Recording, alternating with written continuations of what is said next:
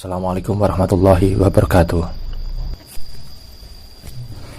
Kali ini kita akan mempelajari tentang 7 hewan yang ada di dalam diri manusia. 7 hewan ini merupakan pemegang segel dari cakra-cakra manusia, sekaligus gambaran dari sifat seorang manusia. Sebelumnya, mohon untuk dipahami, manusia adalah mikrokosmos. Manusia adalah miniatur semesta. Dalam diri manusia menyimpan seluruh unsur-unsur semesta. Secara nyata kita dapat melihat hewan-hewan yang ada di alam secara nyata. Ada macan, ada kera, ada apapun itu. Kemudian sebab proses penciptaan itu terus-menerus dan saling berkaitan. Sedangkan tadi disebutkan bahwa manusia adalah mikrokosmos, miniatur dari semesta. Dalam proses penciptaan manusia ini, maka ada unsur-unsur yang dimiliki oleh manusia itu, dan unsur itu merupakan sifat ataupun karakter dari hewan-hewan tertentu. Dalam konten ini kami menyebutkan 7 hewan yang menjadi pemegang segel dari cakra-cakra manusia, sekaligus gambaran dari sifat-sifatnya.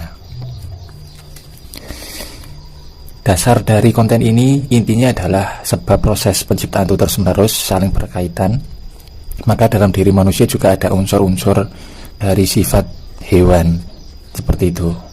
Yang pertama adalah hewan kera atau monyet. Hewan kera ini merupakan penjaga sekaligus gambaran dari sifat cakra dasar. Dan ketika seorang manusia didominasi oleh cakra dasarnya, maka manusia ini akan memiliki sifat potensi negatifnya itu sebagai seorang yang tamak, seorang yang sangat mencintai duniawi, mencintai materi. Itu adalah tanda bahwa seseorang itu didominasi atau dominan cakra dasarnya, yang disimbolkan dan sekaligus dijaga oleh hewan kera itu tadi. Jadi hewan yang pertama adalah hewan kera. Kemudian yang kedua adalah hewan macan. Macan ini merupakan penjaga sekaligus gambaran dari sifat cakra seks seseorang.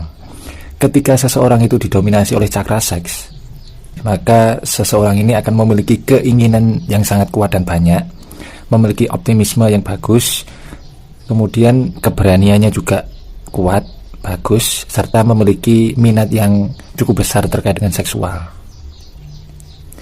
Itu ketika seseorang memiliki karakter itu, berarti dia posisinya sedang didominasi oleh energi dari cakra seksnya.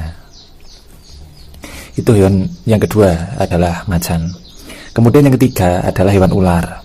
Ular ini merupakan penjaga sekaligus gambaran dari sifat cakra solar plexus seseorang.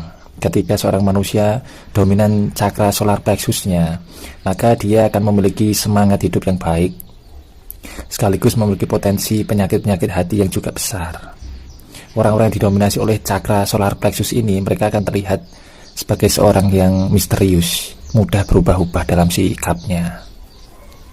Itu hewan yang ketiga. Hewan yang keempat adalah kuda terbang. Kuda terbang di sini merupakan penjaga sekaligus gambaran dari sifat seseorang yang didominasi atau dominan oleh cakra jantungnya. Ketika cakra jantung seseorang itu besar dan dominan di situ, maka seseorang itu akan memiliki karakter suka memberi, melayani, berbakti, sekaligus potensi negatifnya adalah kesombongan. Karena itu harus disadari dengan baik. Kuda terbang di sini adalah simbol, adalah gambaran bahwa kebaikan hati, cinta, dan juga bakti merupakan tunggangan agar seseorang itu dapat terbang, dapat naik untuk lebih mengenali yang menjadi asal-usulnya, untuk menuju pada spiritualitas yang lebih baik. Disitulah simbol atau tunggangan dari kuda terbang. Kemudian selanjutnya adalah hewan babi. Babi merupakan penjaga sekaligus gambaran dari sifat seseorang yang didominasi oleh cakra tenggoroknya. Ketika seseorang ini dominan cakra tenggoroknya, mereka akan memiliki keingintahuan yang sangat besar. Keingintahuan di sini harus digunakan dalam proses pembelajaran. Dan potensi negatifnya adalah mereka kurang bisa untuk kuat ataupun menggenggam satu hal, atau kurang kokoh, kurang disiplin. Potensi negatifnya seperti itu, sebab keingintahuan itu selalu bergerak. Sekarang ingin tahu A, besok B, C, dan seterusnya, itu akan selalu ada. Dan itu gambaran. Ketika seseorang didominasi atau cakra tenggoroknya itu dominan, maka seseorang ini akan terlihat sebagai seorang yang penuh keingintahuan, sekaligus memiliki daya, seseorang yang ingin terus tumbuh. Itu gambaran dari hewan babi. Kemudian hewan selanjutnya adalah hewan merak. Merak merupakan penjaga sekaligus gambaran dari sifat seseorang yang didominasi oleh cakra ajnanya. Ketika seseorang didominasi oleh cakra ajnanya, maka seorang ini memiliki kesadaran yang bagus. Seseorang dengan pemanfaatan atau penggunaan akal yang baik. Orang ini akan berpikir realistis, logis, dan juga kesadarannya memang bagus. Itu gambaran dari seseorang yang didominasi atau dominan dengan cakra ajnanya, yang disimbolkan dengan hewan merak. Kemudian hewan yang ketujuh yang ada di dalam diri manusia adalah hewan naga. Naga ini merupakan penjaga sekaligus gambaran dari sifat seseorang yang didominasi oleh cakra mahkotanya. Ketika seseorang dominan ataupun didominasi oleh cakra mahkotanya, maka orang ini akan memiliki spiritual yang sangat besar. Mereka adalah seorang spiritualis. Potensi negatifnya adalah mereka akan dapat berlaku ataupun memiliki kemampuan dari semua potensi, atau memiliki banyak potensi, banyak kemampuan. Tapi potensi negatifnya juga mereka akan dapat bersikap sedikit keras kepala ataupun sedikit semaunya sendiri, sebab powernya sangat besar. Mereka memiliki semua potensi, tapi juga berpotensi memiliki hal-hal negatif yang ada pada potensi hewan-hewan yang lain. Jadi jelas bahwa ketika seseorang, dalam diri seseorang itu didominasi, mulai dari ketika cakra dasarnya itu yang dominan, maka seseorang itu digambarkan dengan hewan kera. Ketika seseorang itu dominan cakra seksnya, maka mereka digambarkan dengan hewan macan. Kemudian ketika cakra solar plexusnya itu dominan, mereka digambarkan dengan hewan ular. Ketika cakra jantungnya dominan, mereka digambarkan dengan kuda terbang. Ketika cakra tenggoroknya dominan, mereka digambarkan dengan hewan babi. Ketika cakra ajnanya dominan, mereka digambarkan dengan hewan merak. Dan ketika cakra mahkotanya dominan, mereka digambarkan dengan hewan naga. Sekarang setelah Anda tahu cakra-cakra sekaligus penjaganya, dan mereka ini sebenarnya memang ada dalam diri. Yang ada itu adalah unsurnya atau energinya.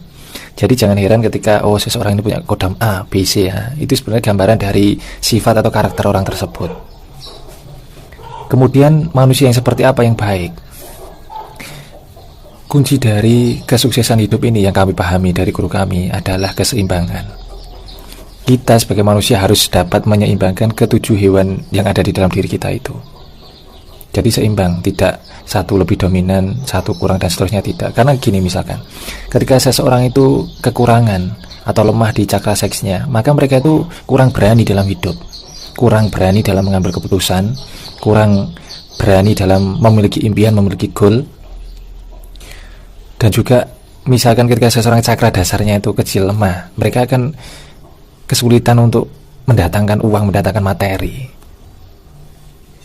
Jadi ke semua cakra, ke semua hewan dalam diri ini harus diseimbangkan. Kemudian bagaimana cara menyeimbangkannya? Cara menyeimbangkan unsur-unsur dalam hidup seseorang itu adalah dengan menyadari diri sebagai jiwa.